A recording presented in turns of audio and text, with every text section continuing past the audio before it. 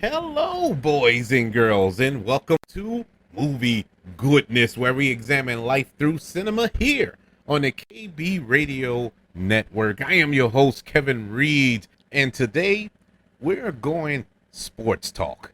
We're going to talk sports today, along with some movie goodness, of course. But this is such a monumental day, a monumental moment in history that I would be remiss if I didn't speak on this because this has such huge implications in the baseball world, in sports in particular, and in history altogether. We're going to be discussing Major League Baseball today. And not only Major League Baseball, but the inclusion of the Negro Leagues from the 1920s, 30s, and 40s, in which so many great players played in the Negro Leagues.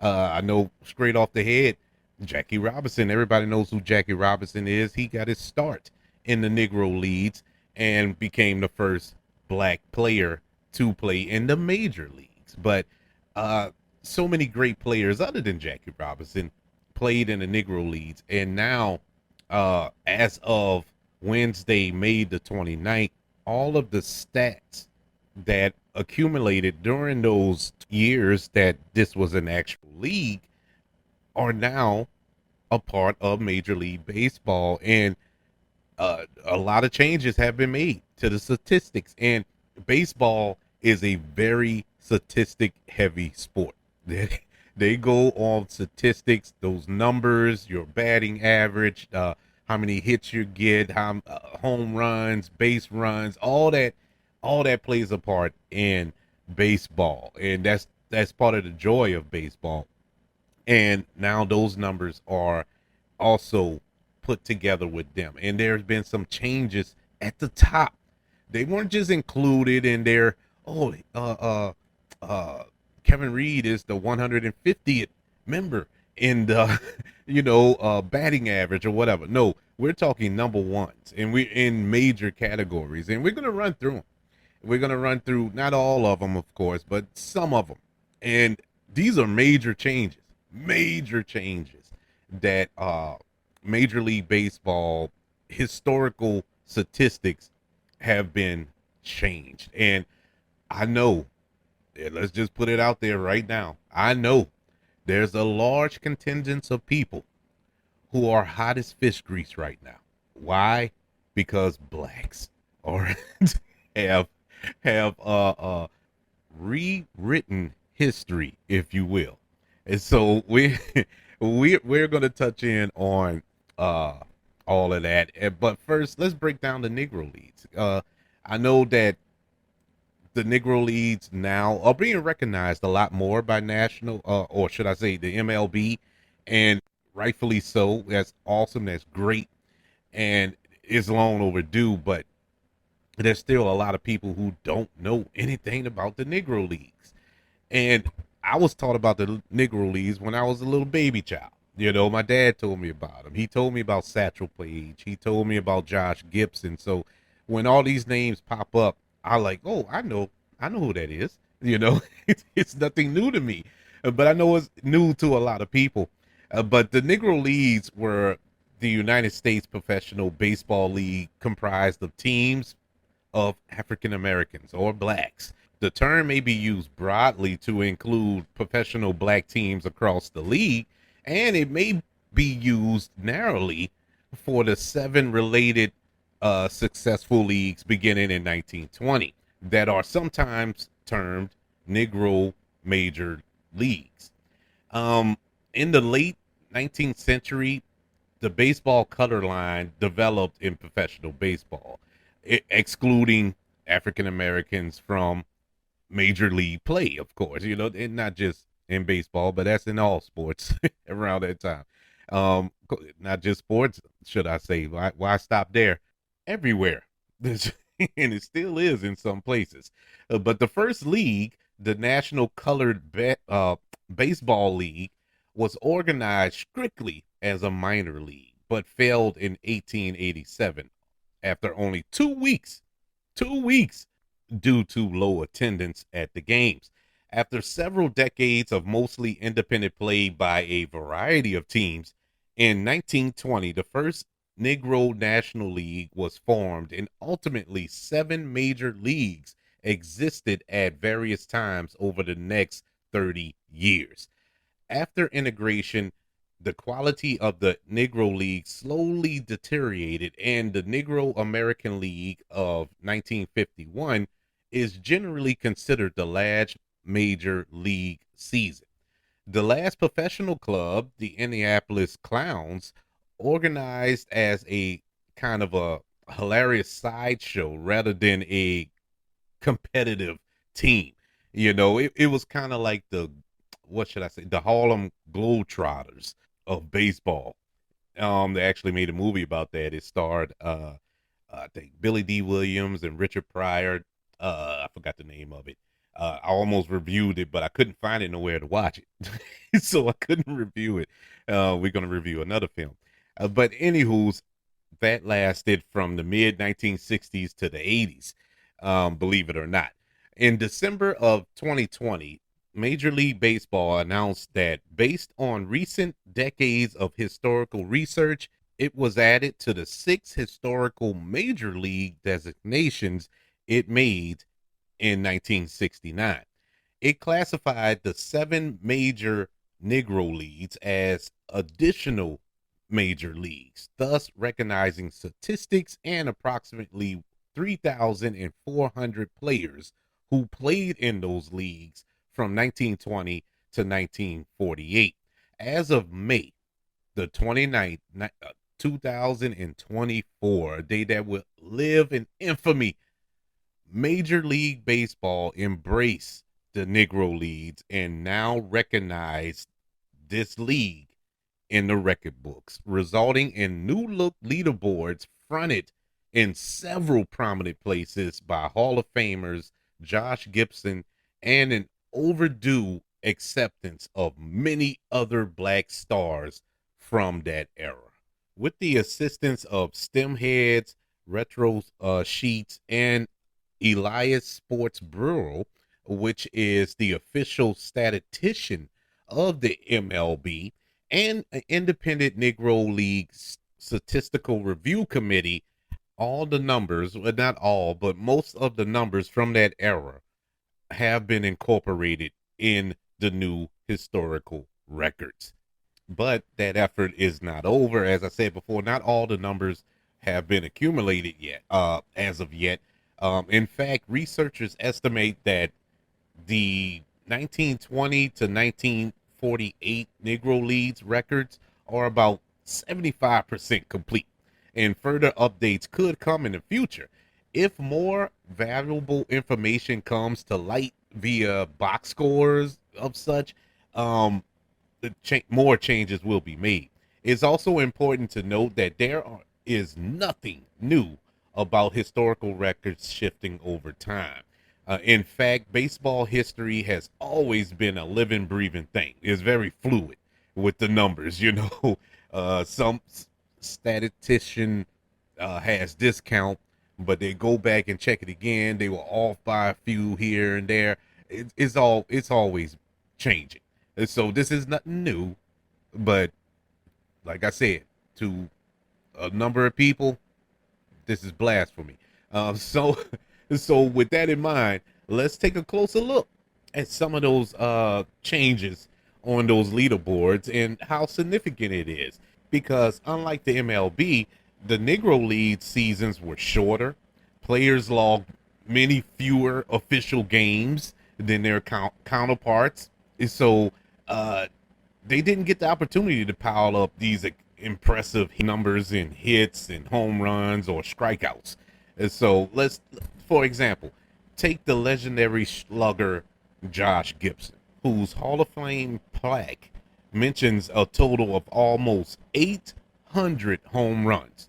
While it's impossible that total is accurate, if one were to count all of Gibson's games, including exhibition games and other non-league contests, his valuable total being added to the official record would only be 174 home runs. Rate stats are another matter, though. And as you will, as we're going to go over in a couple of minutes, uh, those are many Negro League greats stacked up quite favorably against their counterparts.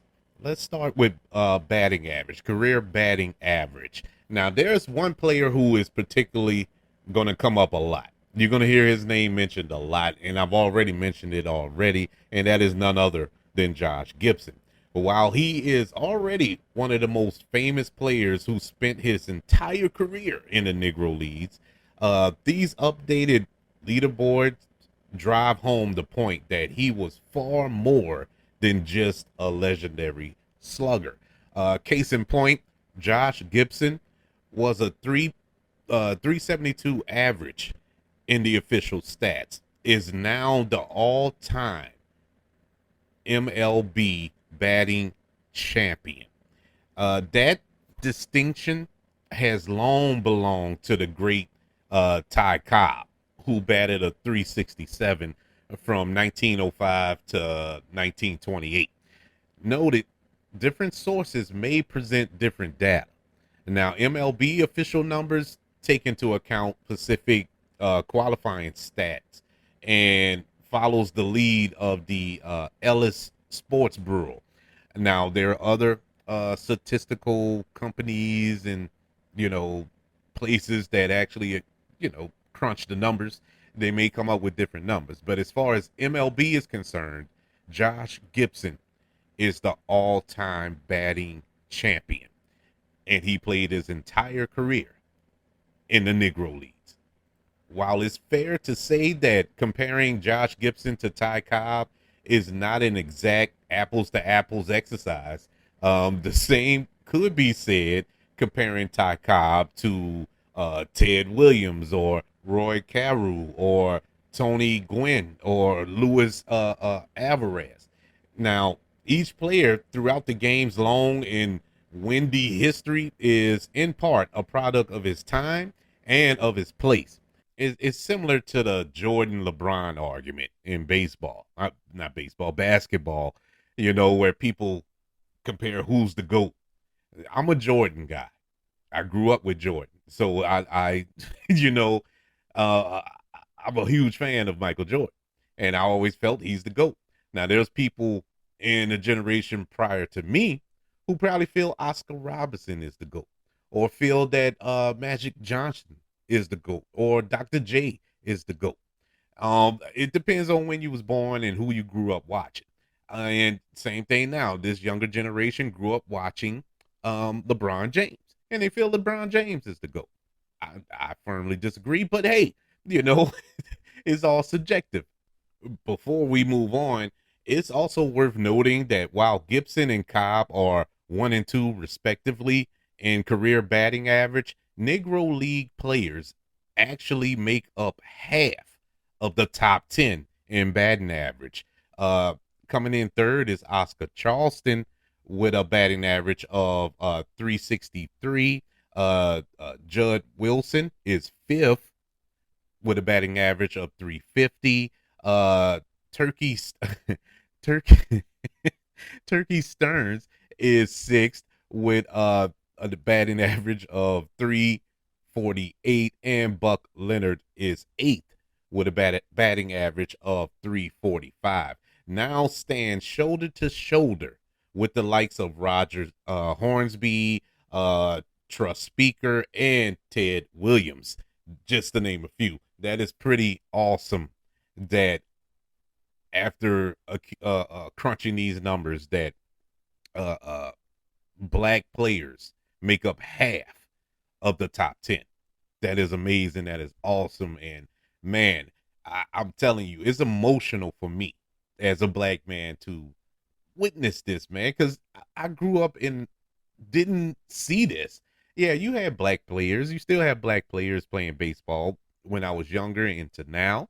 But this is so significant. And I guess it hits hard with me because, like I told y'all at the beginning of the show, my dad used to tell me about the Negro Leagues and Tell me about Satchel Paige and Josh Gibson and Jackie Robinson and other players. And, I was very knowledgeable about them and always often wondered why you didn't hear much about them, as far as major league is concerned. And it just makes me feel good. I wish he was alive to see this. I really do, because he really had a lot of love and respect for the Negro Leagues. So I guess that's part of my emotional journey today, getting through this show with this. But this is monumental, man. This is awesome. Moving on to the on base percentage. Now, there's no change at the top here. Ted Williams is still at the top with 482 percentage on base percentage, and Babe Ruth come in at number 2 with a 474 on base percentage. They still reign supreme in that category. But Negro League players now occupy 3 of the top 6 spots.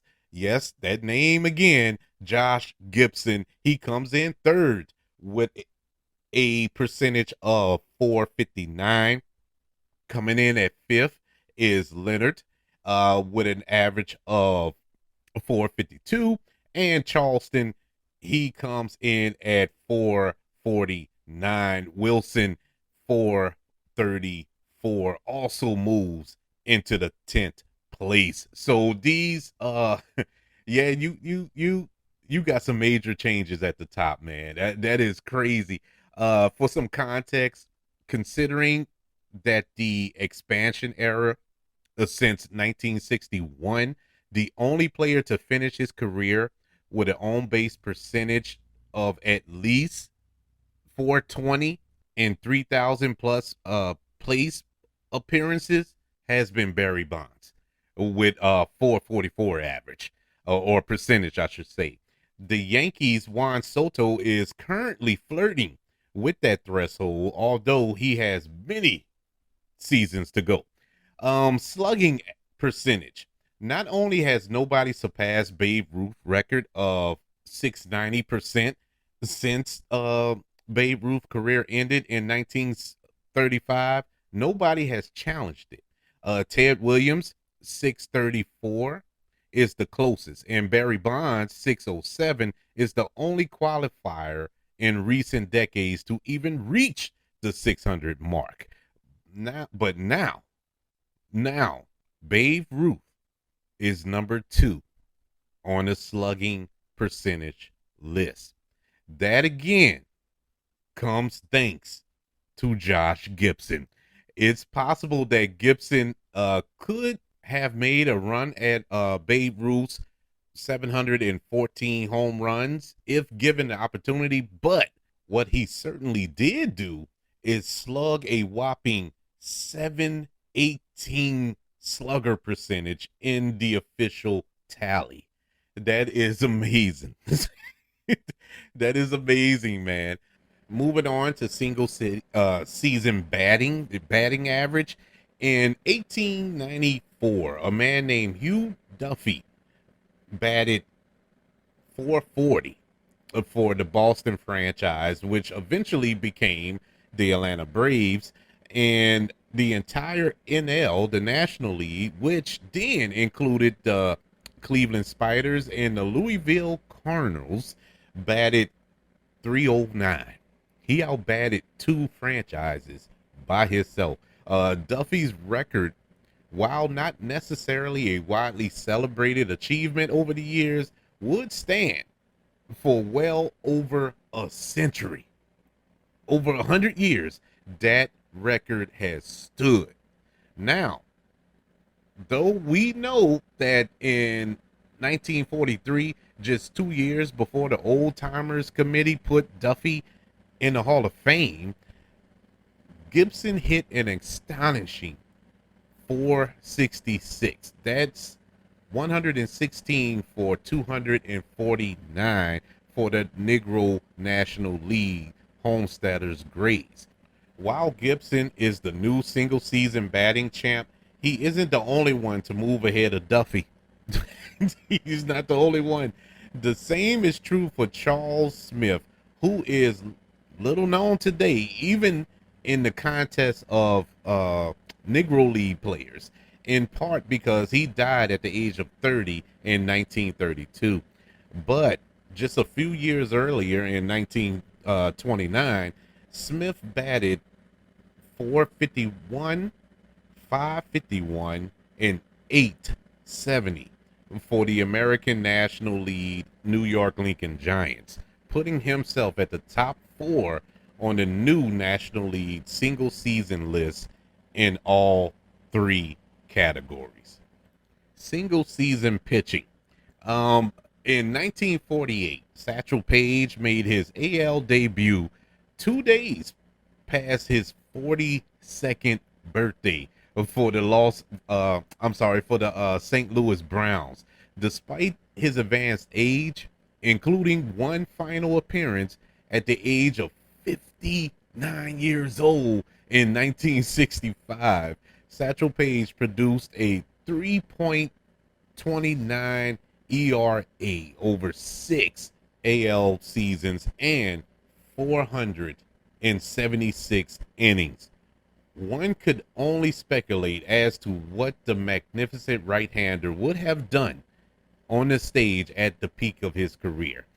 But we do know that in 1944, Satchel Paige produced a 1.01 ERA over 16 starts for the Negro American League Kansas City Monarchs. That performance now has Satchel Paige in third place all time for a single season.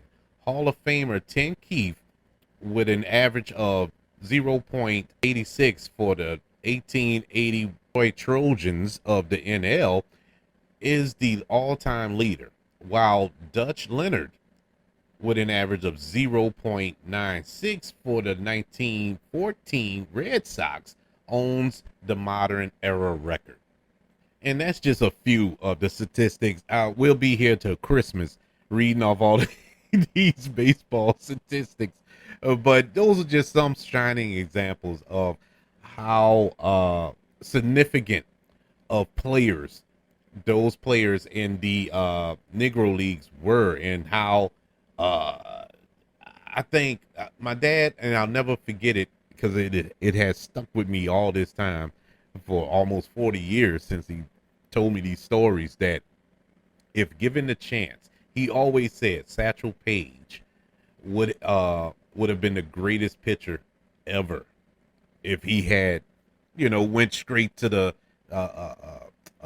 major leagues, instead of playing in the Negro Leagues all those years. Uh, like I said, he didn't really get to the major leagues till he was in his 40s. He was almost 50, and that's crazy to me.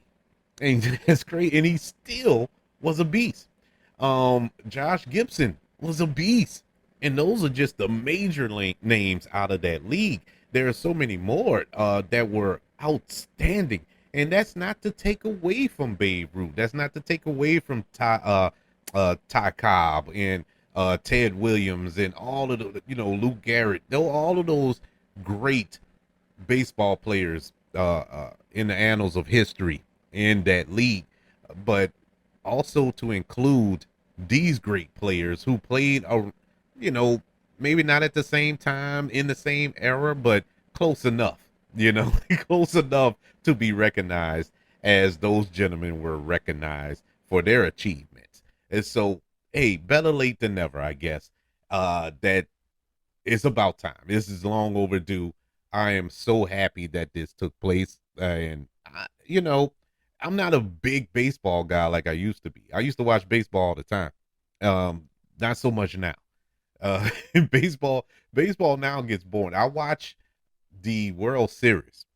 That's the extent of my baseball for the past, I would say, about 15 years. Uh, I don't watch it until October. That's when I start watching baseball. But I used to love watching baseball. Played it.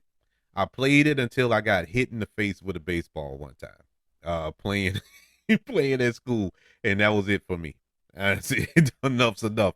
But let's move on to our review. Let's review a film that it took me back, and it really is strange. I never thought of this movie until all this came about, when this news dropped, and I started doing research on it and reading up on it. And I remember sitting down at home, because this was a TV movie. This came on HBO in 1996, and I remember watching this with my dad, and being able to follow this film, because my dad had schooled me so much on these people in this movie that that I knew what was going on.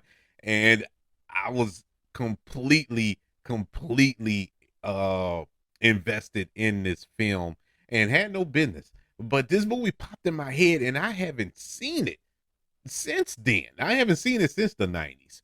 But I remember it so well, to the degree that I can review it. You know, I can actually review this film from 1996, the HBO original film Soul of the Game, which stars Blair Underwood as Jackie Robinson, Delroy Lindo as Satchel Paige, Micaiah Williamson. I can never say his name right. Bubba from Forrest Gump. He plays Josh Gibson in this film, and the film depicts Page and Gibson as the pitching and hitting stars, respectively, of the Negro Leagues in the period immediately following World War II, where an up and coming player named Jackie Robinson joined Satchel Paige on the Kansas City Monarchs of the Negro Leagues. This movie was so good. It was so good. I'm shocked that this movie don't get a lot of play. Now it may, and I'll just miss it, but I haven't seen it in so long. But it was so good. Delroy Lindo was perfectly cast. This was like the first time that I've been exposed to Delroy Lindo when I saw this movie. And it made sense, because I wondered why they picked this old guy to play Satchel Paige, but it was accurate. You know, it was historically accurate because he was old. Now, at the time, Delroy Lindo, he wasn't like 60 at the time. I mean, Delroy Lindo still looks good right now. He, black don't crack. He literally looks the same. And another little side note, didn't know until recently. I want to say last year or maybe the year before. I know it was within the last 2 years. Did not know he was British. Did not know he was from the UK. Blew my mind. I saw him in the interview, and he was talking with the British accent. I'm like, it's a movie. He's and I had to look it up. I'm like, is he British? And yeah, blew my mind. I was my jaw hit the ground. Didn't know. I did not know. I probably late to the party. I'm pretty sure a lot of you listening are probably pointing and laughing, but I didn't know. But in any event, um, Branch Branch Rickey, he's the well, at least he was the general manager of the Brooklyn Dodgers at the time, and he was determined to integrate the Major League Baseball. And so he began sending scouts out to the Negro Leagues to find the best players. He was convicted. He wanted to do this. And so he told his scouts to not only look for the players with the best ability, but also look for the players with the maturity to handle all of the hostility that was going to come with it. The backlash, the death threats, the spitting on and stuff like that. That was the main focus. It wasn't so much the best player. It was more or less the person that can handle that, the most humble, who can handle that and turn the other cheek. And that's how Jackie Robinson came to be. But history dictates otherwise. People say that Jackie Robinson was a bit of a hothead, to be to tell you the truth, but not as much as the other players. But clearly, the best player was Josh Gibson. But Josh Gibson had his demons. He wasn't a perfect person. Satchel Paige, he was an old man, and it was kind of a turmoil between the three, despite the fact that they're trying to achieve the same goal. So that was the conflict in the film. The thing I knock about this film was Blair Underwood, and not him. It's the way they wrote that character. They made that character so bubblegum and gee whiz. It just Captain America, just annoying. Just goody two shoes. Nobody's that good. I didn't believe it then, and I certainly don't believe it now. Especially when I got older and learned more about Jackie Robinson. That no, he wasn't like that. So, but they in the film they wanted to depict him as this, goody two shoes guy. That's why he got picked to go to the Major League Baseball, to the Brooklyn Dodgers. And so I get it. I just didn't too much care for it the way it played out on this film. But this was a very, very good movie. Loved all the performances. What's the actor name? Edward Herman. Edward Herman. He plays Branch Rickey, who is the general manager of the Brooklyn Dodgers. And I was always a fan of his, especially like in the 80s and in the 90s. He's a character actor. He popped up in so much stuff. Most notably, he was the head vampire in The Lost Boys. But I really, really loved him in this film. You can make the argument it was, of course, the white savior role. The one white man that was going to make a change, and all this was because of him. So, yeah, there's that. But that's in almost every film that has this kind of theme. And so I'm not going to, crucify him for that. But I did like his performance, even though I don't like the white savior complex that most of these movies have. But the standout performance in this film was indeed Delroy Lindo. Mackay Williamson. Hope I'm saying his name right. Never could get it right, but I hope I'm saying it right. He was awesome as Josh Gibson too. Once again, my first time being exposed to him in a film as well. I've seen Blair Underwood at the time. He was on television. What was it? L.A. Law. One of them shows back then. But I've seen him on television. But these two actors, kind of the first time I ever seen them in movies, and I enjoyed them, man. I enjoyed their performances. To really put a face behind the legend, or in front of the legend that I was taught was good, because we didn't get them. We still don't get them. We don't get movies about these legends, about these historical figures, especially historical black figures. Yeah, we get Malcolm X's and Martin Luther King's to death, but there are other history making people in the black community throughout time that should have a light shined on them, and these were definitely characters or people that we need to shine a light on. That could change a little boy, a little girl's mind, or inspire them, I should say, to play baseball. I didn't have, especially after I got hit in the face. That was it. But this could inspire a whole contingent of young black athletes to play baseball instead of basketball and football, which is all good. But there are other sports out there. And especially when you see these contracts these days, my God, I wish I would have played baseball.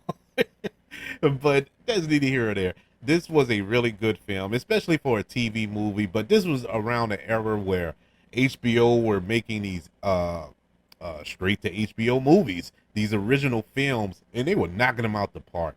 and no pun intended. And this one did the job as well. Soul of the Game, which came out in 1996, gets a letter grade of a C plus. Really solid TV movie that shines a light on this era in time that focused on the Negro Leagues. Yes, everybody, this is a monumental event in my humble opinion. Yeah, this hits me in all the good places. I feel good. I'm so happy. Like I said, I'm emotional. I'm just over the moon by just this little gesture. This little gesture of inclusion, including these titans of the sport within everybody with everybody else.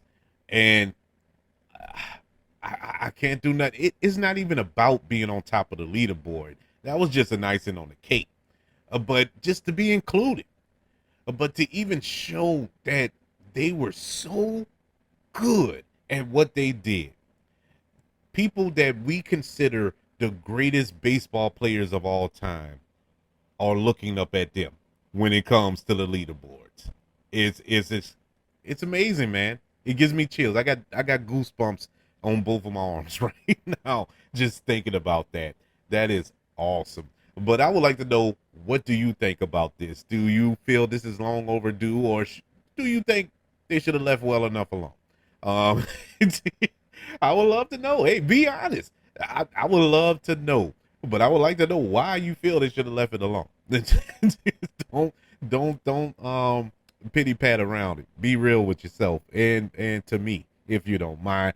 Email the show, kbradiopodcast@gmail.com. You can also look for the show on all social media networks.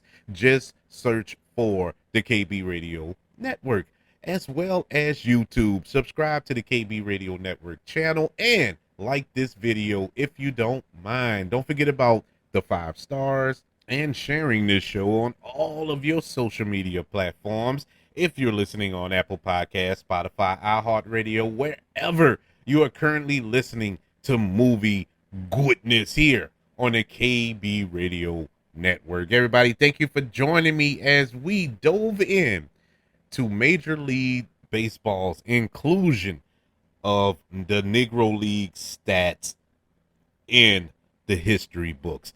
I want you all to know that I love you, continue to love everyone, and until we speak again, you all be blessed.